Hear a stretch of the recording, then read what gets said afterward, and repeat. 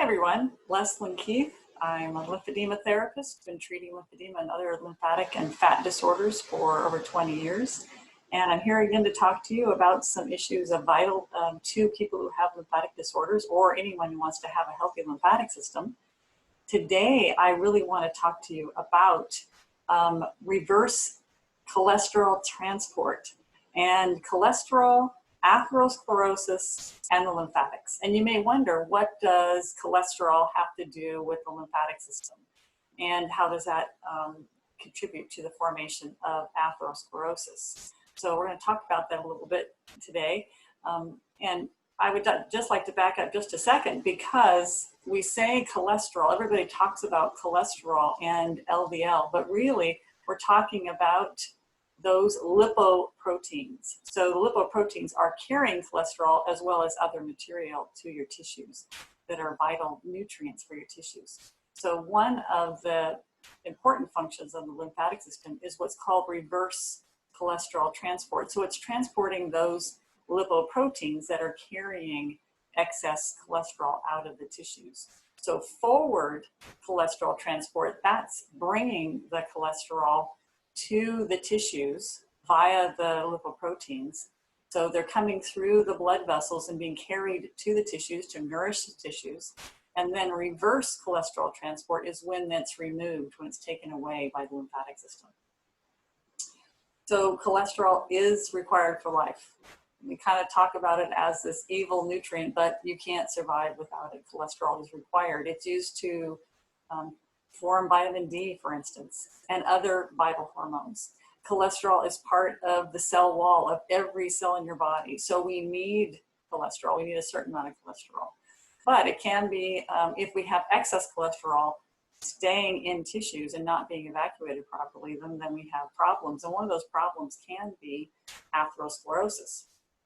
So let me talk a little bit about that forward cholesterol transport that's happening through your blood.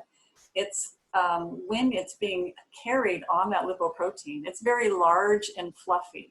So it's that low density lipoprotein, because it's loaded with cholesterol and other nutrients that it's carrying to the tissue. So when when the lipoproteins are full of cargo, they're very low density, they're light and fluffy, they're low density, or LDL, low density lipoproteins. So they have lots of cargo, they have lots of cholesterol and other material that they're delivering to the tissues. And as they drop that off, then they become more dense. They become smaller and more dense. So then they become HDL, or high density lipoproteins. So now those high density lipoproteins, any excess of those that are in the tissues has to be removed by the lymphatic system. But let's talk about how that relates to the theory of atherosclerosis and the orthodox way of how people think that atherosclerosis develops.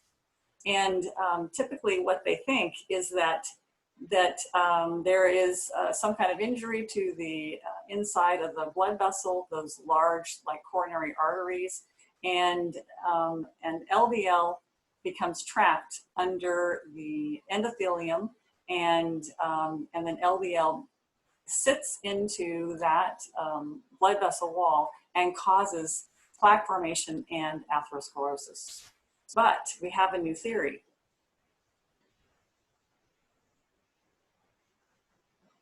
So let's look at the lymphatic system and cardiovascular health and the new theory that could be associated with atherosclerosis. So Vladimir Subotin, he noticed that the particles that can get into the endothelium, or that inner wall of the large blood vessels, it won't allow any particles any larger than 6 nanometers.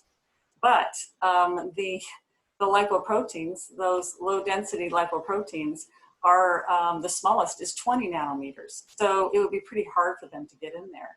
And so he started saying that, well, maybe it's coming from the other side. It's coming from the outside of the blood vessel and getting into the blood vessel wall from the outside.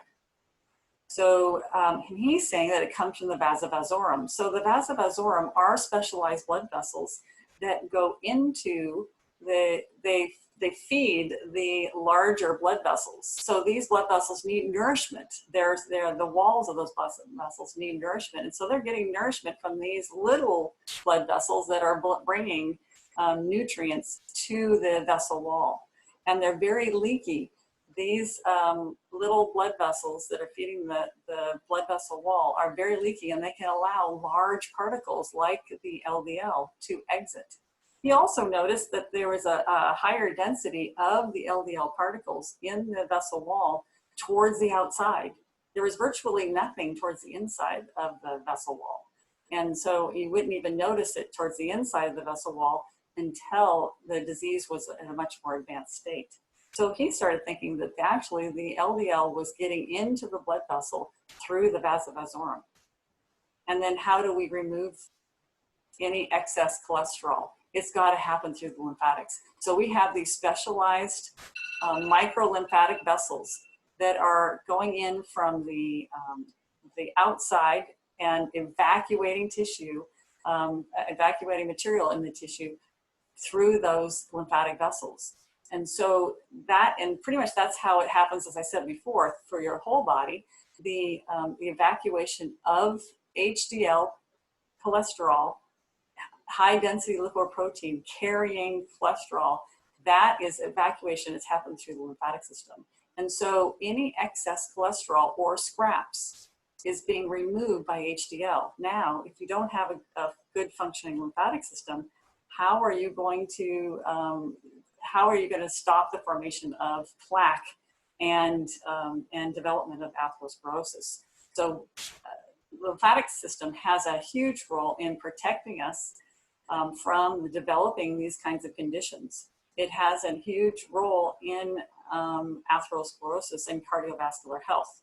So, and this is another interesting aside, is that we were thinking that, you know, when you have coronary bypass surgery and you have another blood vessel that's put in to bypass an obstruction in your coronary artery, it doesn't have a vasa vasorum. It doesn't have those specialized lymphatic vessels to help remove excess cholesterol, HDL. And so that could be a problem too, and why it could have slower healing after that surgery. So lymphatics, highly important for all that stuff. And so if we want to have, we got to have that removal of that cholesterol in order to have these new lymphatic vessels. We need the new lymphatic vessels to develop to help us with that evacuation. So that shows how important lymphatic system is in health and disease. And we can even see it now in cardiovascular disease and atherosclerosis. How can we also support our lymphatic system and keep it functioning at the highest way we can through a ketogenic lifestyle? So think about adopting a ketogenic diet. Your lymphatic system is fueled by fat, and carbs are inflammatory. We want to keep that lymphatic system functioning as best as we can to keep a nice, healthy lifestyle. Thanks for joining me today, and talk to you again soon.